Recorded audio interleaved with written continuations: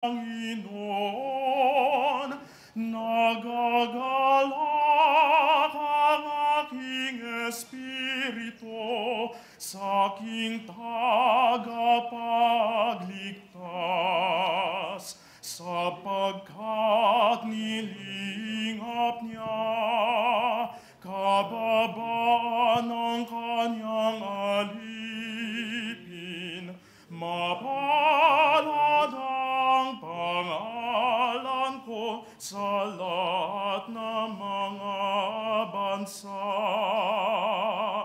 Ang puso ko'y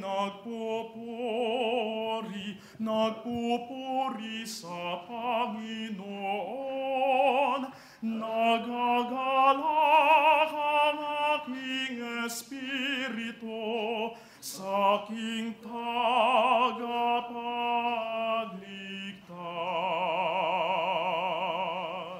Kaysa ng bira ng Fatima, tayo magdiwang sa ngalan ng Ama, ng Anak, ng Espiritu Santo. Amen. Ang pagpapala ng ating Panginoong Jesucristo, ang pag-ibig ng Diyos Ama, at ang pakikipagkaisa ng Espiritu Santo, naway sumainyong lahat. At sumaiyo rin. Mga kapatid, aminin natin ang ating mga kasalanan upang tayo maging marapat gumanap sa banal na pagdiriwang.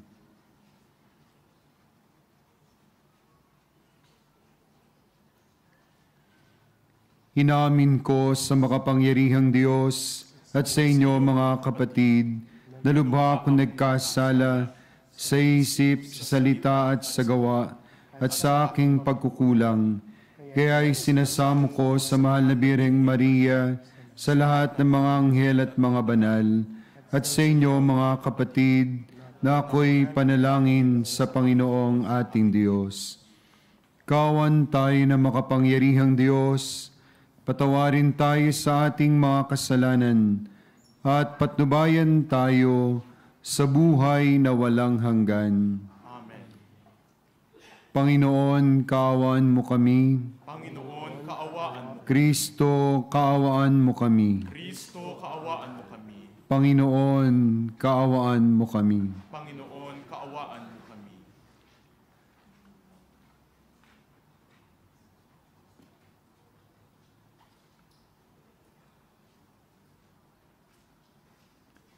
Ama naming makapangyarihan, ikaw ang pinagmula ng lahat ng pag-ibig at pagpapala. Kami natitipong yung sambayanan dito sa Fatima ay nananalangin sa iyo. Ipagkaloob sa amin ang lahat ng grasya at biyaya na aming kailangan. Hiniling namin ito sa ngalan ni Kristong aming Panginoon.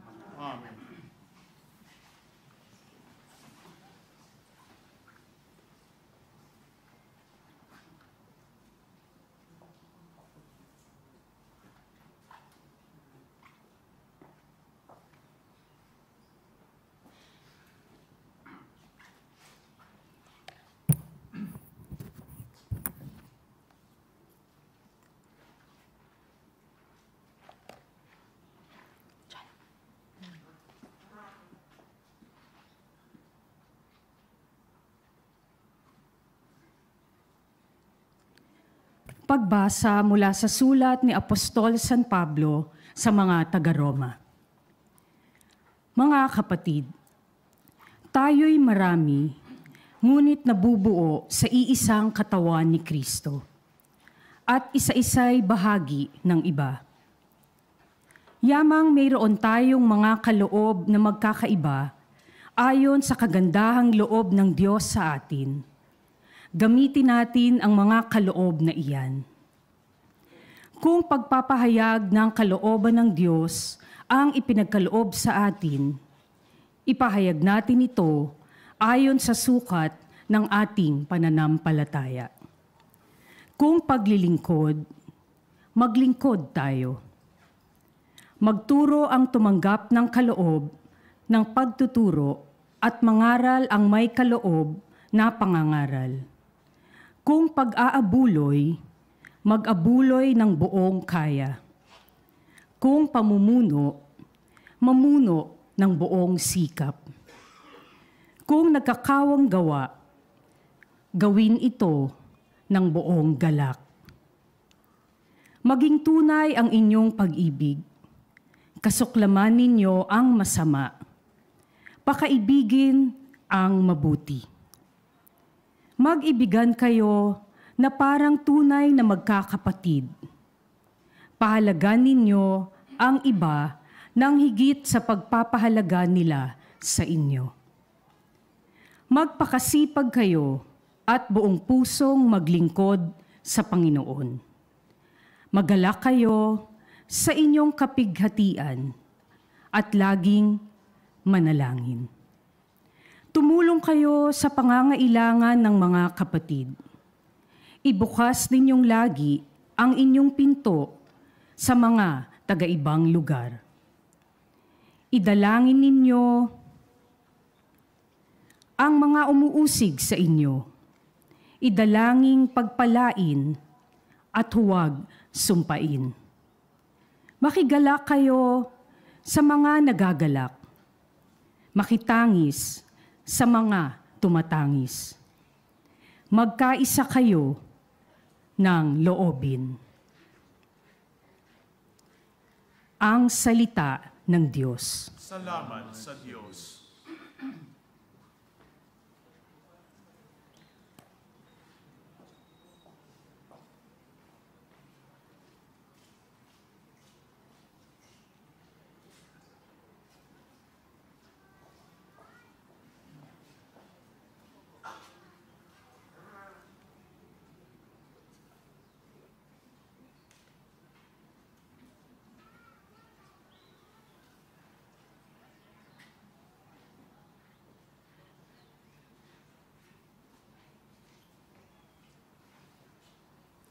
Salmong Tugunan. Sa iyong kapayapaan, Diyos ko, ako'y alagaan. O Panginoon ko, ang pagmamataas, tinalikdan ko na at ininiwang ganap.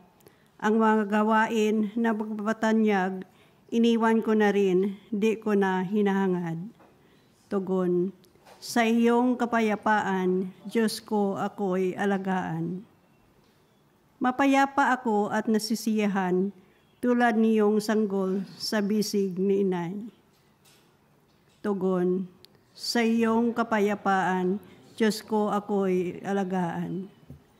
Kaya mula ngayon, ikaw, O Israel, sa iyong Panginoon magtiwalang tambing. Tugon, sa iyong kapayapaan, Diyos ko, ako'y alagaan. Alleluia, alleluia, alleluia, alleluia, alleluia, alleluia, alleluia. Panginoong Maria, napupuno ka ng grasya. Pinili at hinirang ka ng Diyos, sinagip sa tanang sala. Alleluia, alleluia, alleluia, alleluia, alleluia, alleluia, alleluia, alleluia.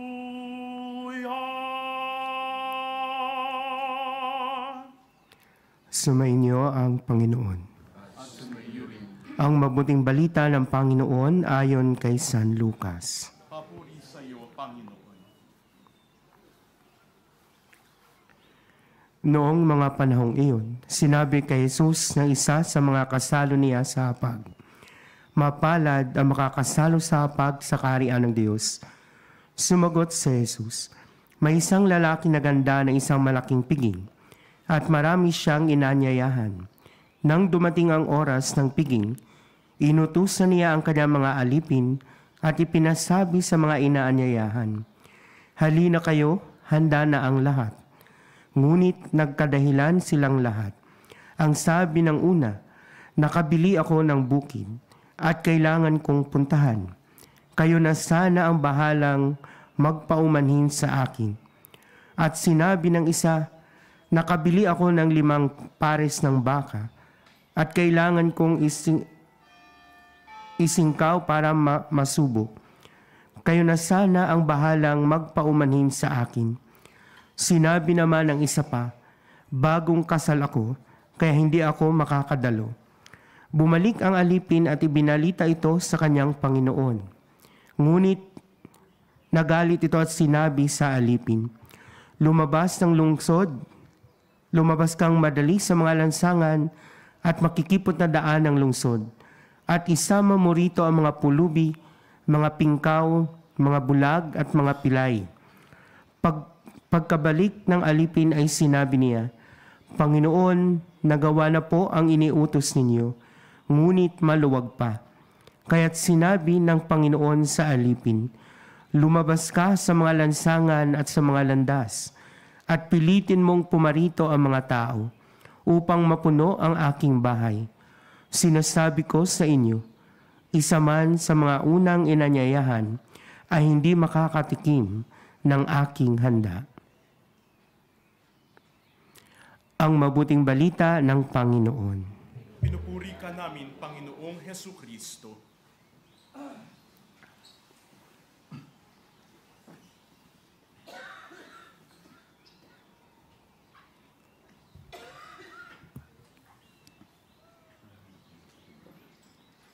Reverend Fathers, Reverend Sisters, brothers and sisters in Christ, I could not believe my ears when Father Manny informed me of this pilgrimage, and especially when he invited me to join this group.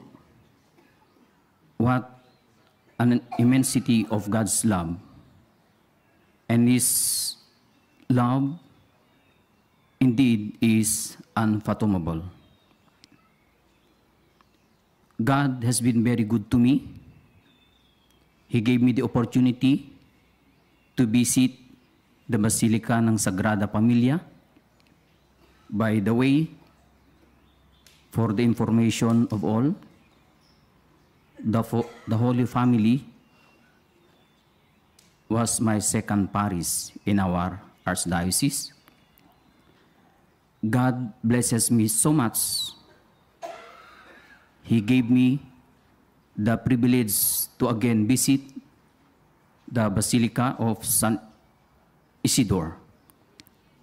Again, for the information of everybody, ang San Isidro po ay parokya ko ngayon. It is my 3rd parish.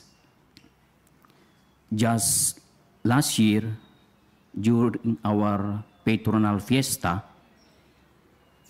our Archbishop gave us the go signal to prepare the parish for its elevation to becoming an archdiocesan shrine. Next year, on May 15, on the occasion of his feast day, if God permits, the Archbishop will officially declare it as an archdiocesan shrine. Sisters and brothers, I know and I believe a lot of opportunities are still yet to come. Indeed, the generosity of God can never and will never be outdone.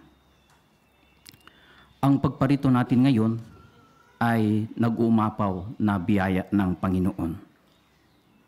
Pinili tayo na maging katiwala niya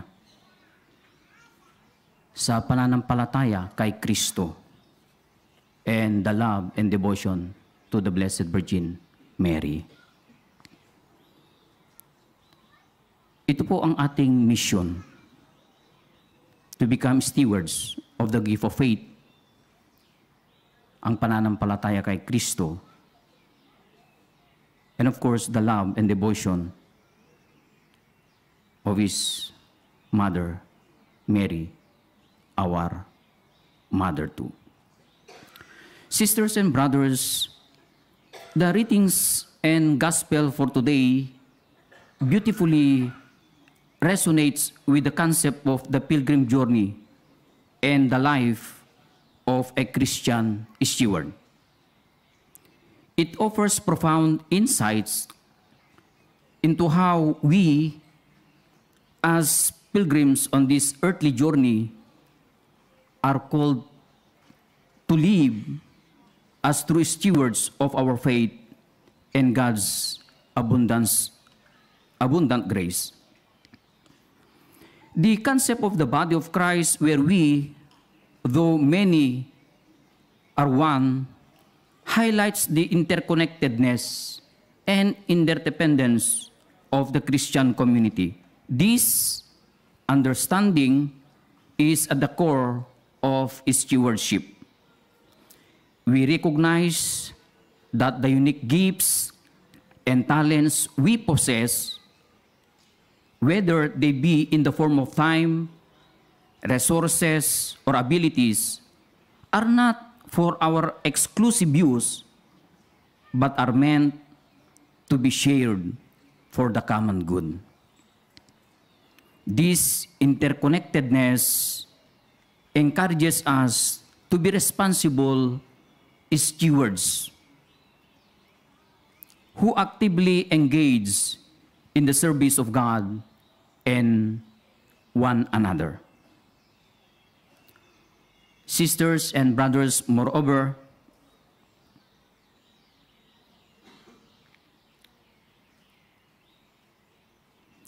the exhortation to let love be sincere, to hate what is evil, and to hold on to what is good underlines the foundation of Christian stewardship. Love. Our actions as stewards should be rooted in genuine love for God and our fellow human beings. When we love authentically, we become more conscientious stewards, compelled by our love to use our gifts and resources to spread love, kindness, and compassion in the world. Christian stewardship goes beyond mere philanthropy. It is about living out love and practicing acts of kindness and charity as integral part of our faith. Sisters and brothers, the gospel passage, the parable of the great dinner, provides a poignant metaphor for God's continuous invitation to enter into a deeper relationship with Him and partake in the divine banquet of His love.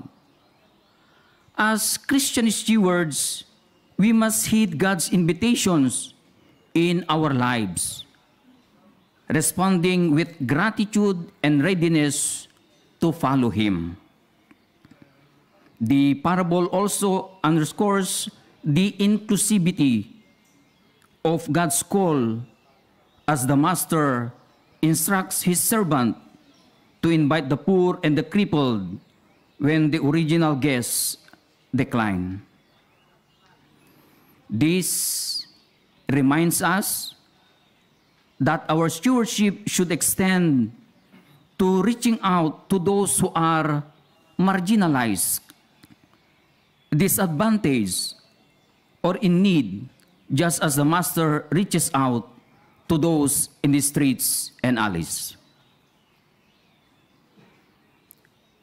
These readings and the parable serve as a profound guide for living as true Christian stewards. They call us to recognize the gifts and blessings we receive, to use them with love and sincerity, and to be responsive to God's call in our lives. As stewards, we are encouraged to share our gifts generously in need, especially with those who are in need, and to avoid making excuses or allowing worldly distractions to deter our commitment to God's kingdom. Through these reflections, sisters and brothers, I encourage each one of you to embrace a life of love, service, and hospitality, and to continually seek a deeper relationship with God while extending care and support to those in need. In this way, we can genuinely experience the blessedness of finding our place at the heavenly banquet of the kingdom of God.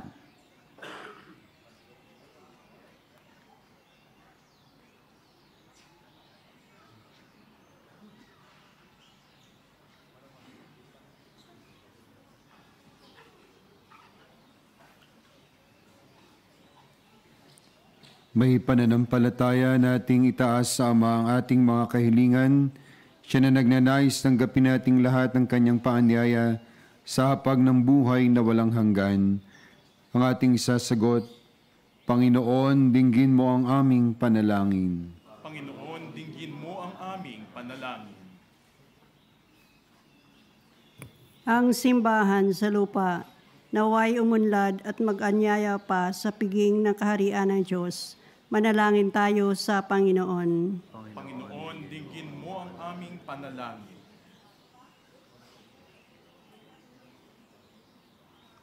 Ang mga mayaman, gayon din ang mga dukha.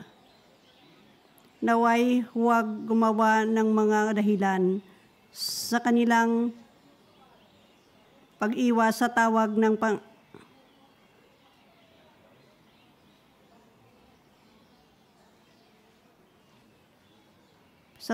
ng paghahari ni Kristo sa buhay. Manalangin tayo sa Panginoon. Panginoon, dinggin mo ang aming panalangin. Tayo naway magkatagpo ng karapat-dapat na makikiisa sa hapag ng kordero ng Diyos. Manalangin tayo sa Panginoon. Panginoon, dinggin mo ang aming panalangin. Sa pamamagitan ng ating kabutihang loob, tayo naway makapagbigay saya at pag-asa sa mga may sakit at may kapansanan. Manalangin tayo sa Panginoon. Panginoon, dinggin mo ang aming panalangin. Ang mga namayapa na naway mabuhay sa tahanan ng Diyos at magbunyi sa hapag ng buhay na walang hanggan. Manalangin tayo sa Panginoon. Panginoon, dinggin mo ang aming panalangin. Ama naming Diyos, tinawag mo kami upang makiisa sa iyong kasaganahan. Maging bahagi nawa kami ng iyong mga mabiyayang pagkakataon na dumaraan sa aming buhay at tumugon nawa ng bukas ng puso. Hiniling namin ito sa ngalan ni Kristong aming Panginoon. Amen. Paghahanda ng alay ay narito poon, ang alak at tinapay dala sa altar mo. Anyo'y magiging tunay, dugo mo't katawan, aming tatanggapin ngayon, magbibigay buhay. Paghahanda ng alay, ngayon ay sisimlan, ang alak at tinapay ay bibendisyonan. Anyo'y magiging tunay, dugo mo't katawan. Ito'y aming tatanggapin sa pakikinabang. Manalangin kayo mga kapatid upang itong ating paghahain ay kalugdan ng Diyos samang makapangyarihan. Tanggapin nawa ng Panginoon paghahain sa iyong mga kamay, sa kapurihan niya at karangalan sa ating kapakinabangan at sa buong sambayanan niyang banal. Ama naming lumikha, ang paghahain namin ito ay maging dalisay nawa at maging banal na pakikinabangan namin sa iyong awang dakila sa pamamagitan ni Jesucristo, kasama ng Espiritu Santo, magpa sa walang hanggan. Amen. Sumainyo ang Panginoon, At sumaiyo rin. itaas sa Diyos ang inyong puso at diwa. Itinaas na namin sa Panginoon. Pasalamatan natin ang Panginoong ating Diyos. Marapat na siya ay pasalamatan. Ama naming makapangyarihan, pinapaabot namin ang pasasalamat sa iyo sa pamamagitan ng aming Panginoong Kristo. Pinakikiusap namin na sa pamamagitan ng anak mong ito, ng mga kaloob namin ay iyong tanggapin.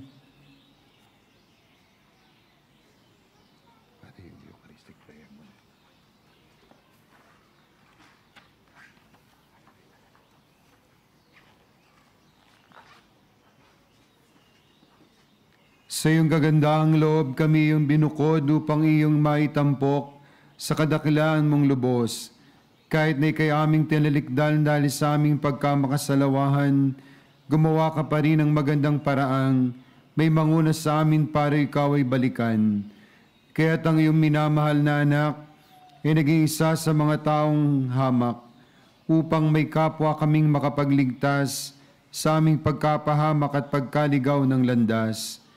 Kaya kaisa ng mga anghel na nagsisiawit ng papuri sa iyo nang walang humpay sa kalangitan, kami nagbubunyi sa iyong kadakilaan. Santo, Santo, Santo, Diyos ng mga hukbo, napupuno ang langit at lupa ng kadakilaan mo.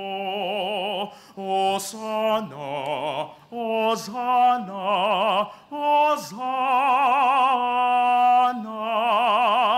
Hosana, Hosana, sa kaitaasan. Pinagpalang na paririto sa ngalan ng Panginoon. Hosana, Hosana, Hosana, Hosana, Hosana, sa kaitaasan.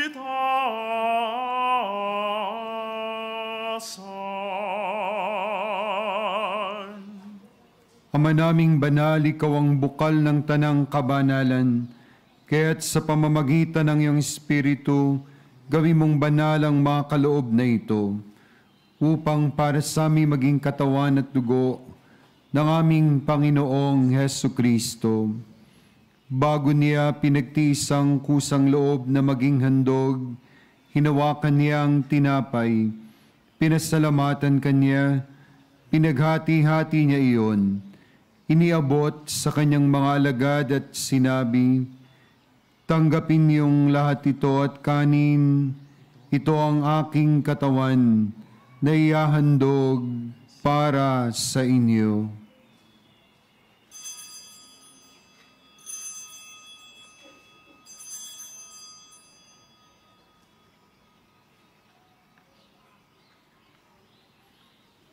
Gayun din naman nang matapos sa hapunan, hinawakan niyang kalis, muli kaniyang pinasalamatan. Iniabot niya ang kalis sa kanyang mga alagad at sinabi, tanggapin niyong lahat ito at inumin. Ito ang kalis ng aking dugo, ng bago at walang hanggang tipan. Ang aking dugo na ibubuhos para sa inyo at para sa lahat, sa ikapagpapatawad ng mga kasalanan. Gawin niyo ito sa pag-alaala sa akin.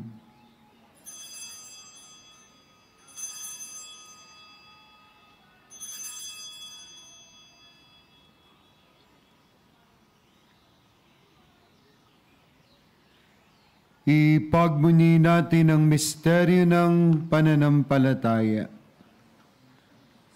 Si Kristo'y namatay, si Kristo'y nabuhay, si Kristo'y babalik sa wakas ng panahon. Ama, ginagawa namin ngayon ang pag-alala sa pagkamatay at muling pagkabuhay ng iyong anak. Kaya tinalay namin sa iyo ang tinapay na nagbibigay buhay at ang kalis na nagkakaloob ng kaligtasan.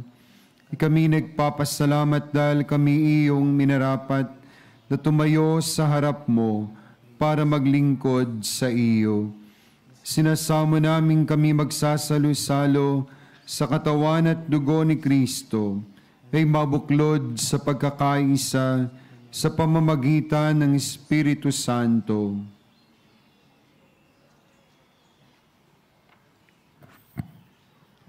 Ama, lingapin mo yung simbahang laganap sa buong daigdig.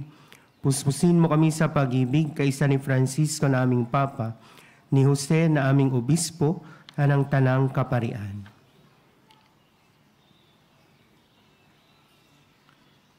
Alalahanin mo rin ang mga kapatid naming nahimlay nang may pag-asang sila'y muling mabubuhay, gayon din ang lahat ng mga pumanaw. Kaawaan mo sila at patuloyin sa iyong kaliwanagan. Kaawaan mo at pagindapatin kaming lahat na makasalo sa iyong buhay na walang wakas. Kaisa ng mahal na Birheng Maria na ina ng Diyos, kaisa ng mga apostol at ng lahat ng mga banal na namuhay dito sa daigdig na ang kalugod-lugod sa iyo. May pagdiwang nawa namin ang pagpupuri sa ikararangal mo sa pamamagitan ng iyong anak na aming Panginoong Hesu Kristo. Sa pamamagitan ni Kristo, kasama niya at sa Kanya, ang lahat ng parangal at papuri ay sa iyo, Diyos amang makapangyarihan, kasama ng Espiritu Santo, magpa sa walang hanggan. Amen. Bilang isang pamilya, awitin po natin ang Ama namin. Ama namin, sumasalangit ka, sambahin ang ngalan mo, mapasa amin ang kaharian mo, sundin ang loob mo. Dito sa lupa para ng sa langit. Bigyan mo kami ngayon ng aming kakanin sa araw-araw at patawarin mo kami sa aming mga sala para ng pagpapatawad namin sa nagkakasala sa amin. At huwag mo kaming ipahintulot sa tukso at iadya mo kami sa lahat ng masama. Hiniling namin kami adya sa lahat ng masama, pagkalooban ng kapayapaan araw-araw, iligtas sa kasalanan at ilayo sa lahat ng kapahamakan, samantalang aming pinananabikan ang dakilang araw ng pagpapahayag ng tagapagligtas naming si Hesu Kristo. Sapagkat sa iyong kaharian, ang kapangyarihan at kapurihan magpakailanman. Panginoong Kristo, sinabi mo sa iyong mga apostol, kapayapaan ang iniiwan ko sa inyo, ang aking kapayapaan ang binibigay ko sa inyo. Tunghayan mo ang aming pananampalataya at huwag ang aming pagkakasala. Pagkalooban mo kami ng kapayapaan at pagkakaisa, ayon sa iyong kalooban, kasama ng Espiritu Santo, magpa sa walang hanggan. Amen. Ang kapayapaan ng Panginoon ay laging sumainyo. At sumaiyo rin. Magbigayan kayo ng kapayapaan ni Kristo sa isa't isa.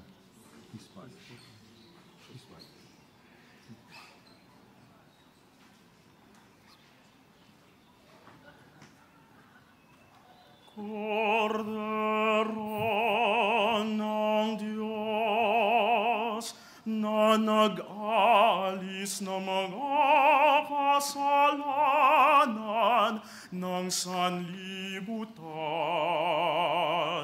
maawa ka sa amin.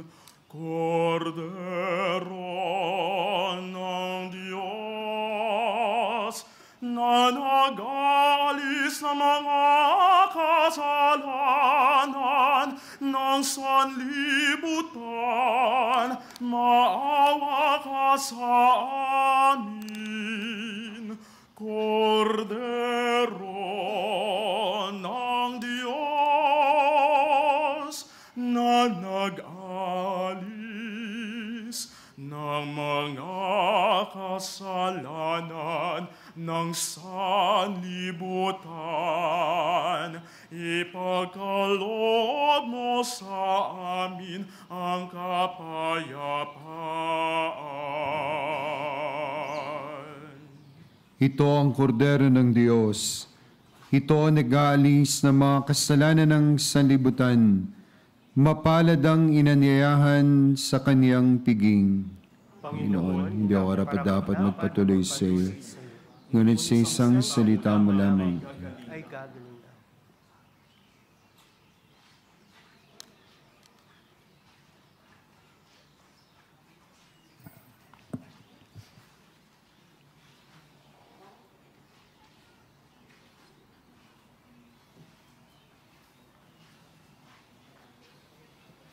Ave